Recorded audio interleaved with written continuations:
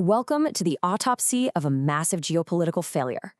Today's explainer dives into why one European megaproject completely collapsed, while another, one that honestly seemed much harder to pull off, is succeeding brilliantly.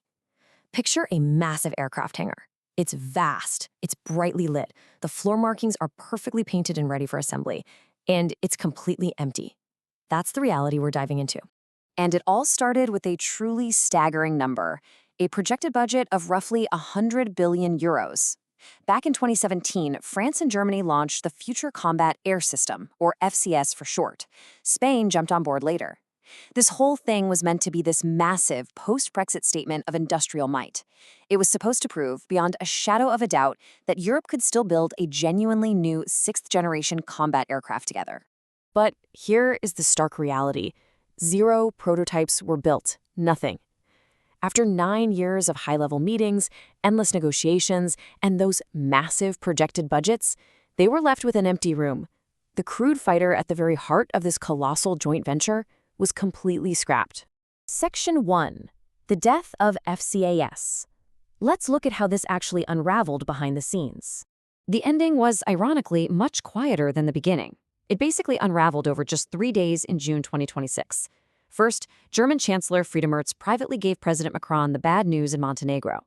Just 2 days later, Merz confirms the decision publicly at the ILA Berlin air show. And finally, on June 9th, Defense Minister Boris Pistorius made it formal. The 9-year joint fighter project was officially terminated. Now notice this really careful diplomatic distinction they made. The crewed fighter itself, the actual physical airplane that everyone took pictures of as a mock-up, that is officially dead, finished. But the combat cloud, the complex network linking aircraft, drones, and sensors, that continues. And honestly, that distinction does a ton of heavy lifting. It allows these governments to basically save face and claim their partnership survives, even without the actual plane. Section 2. The argument that killed it. So if physics or lack of money didn't kill this 100 billion euro dream, what exactly did? Well, the dispute right at the center of FCAS was entirely industrial. Dassault Aviation, representing France, and keep in mind, they build their fighters solo, they argued for a complete A to Z design lead. Airbus, on the other hand, representing Germany and Spain, absolutely insisted that a project of this massive scale required a genuinely balanced partnership. They were not about to accept a lead contractor just bossing around subordinate suppliers. And clustering around that initial disagreement were these 4 massive, intractable issues. Who holds design authority? Who actually owns the intellectual property? What technology transfers between the countries?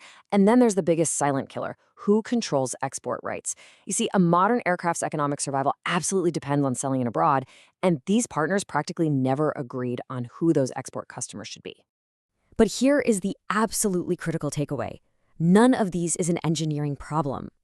9 years of intense political mediation couldn't solve these disputes simply because they were rational defenses of sovereign industries. Think about it. Design authority literally means the difference between a national industry independently building the next generation of aircraft or being permanently downgraded to just a subcontractor. That's why the deadlock was totally impossible to break. Section 3. The GCAP alternative. Let's look at the other side of the coin.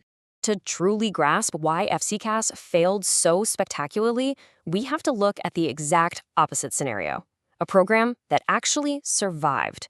The Global Combat Air Program, or GCAP, was aiming for the exact same 2035 target, but they brought together the UK, Italy, and Japan. In mid-2025, they formed a joint venture called Edgewing, and look at how they structured it. 3 perfectly equal slices of ownership. 33.3% for BAE Systems in the UK, Leonardo in Italy, and JIEC in Japan. The real secret to their success here? The argument was completely settled before it even started. By making the hard decision on day one that there would be absolutely no lead contractor and no senior partner, they instantly eliminated the exact same workshare argument that completely paralyzed their European neighbors. There was literally nothing left to fight about. Section 4. Evidence it is real. Because an equal split sounds nice on paper, but does it actually work? Well, imagine looking at a demonstrator airframe in final assembly right now. A nose, a wing root, a spine, all physically coming together. GCAP has actually produced things you can photograph, which, let's be honest, is the only test that really matters in aerospace. Right now, their combat air flying demonstrator is reported at 75% complete, with its engine already approaching ground tests. Because these nations totally bypassed the political gridlock, they've been able to hit massive real-world milestones. Major structural sections have been built over the last 12 to 18 months. And incredibly, on July 3, 2026, literally just weeks after FCAS was officially terminated, they awarded Edgewing a massive $6.1 billion contract for detailed design. They are absolutely on schedule for a first flight in late 2027. The contrast here is just staggering.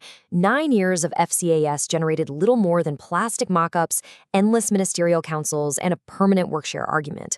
But in roughly half that time, just 4.5 years, GCAP generated a fully settled joint venture, a demonstrator that is 3/4 of the way built, and a fully funded detailed design contract. One group answered the ownership question on day one. The other tried to kick the can down the road and got nothing to show for it. Section 5. Canada buys a seat. This momentum is actually shifting things across the Atlantic. On July 21, 2026, Canada officially stepped up to the podium and acquired observer status alongside Japan, Italy, and the UK.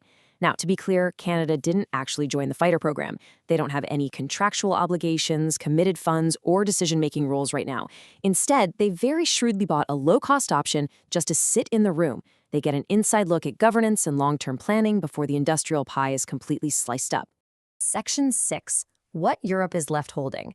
So where does this leave mainland Europe as we look toward the 2030s?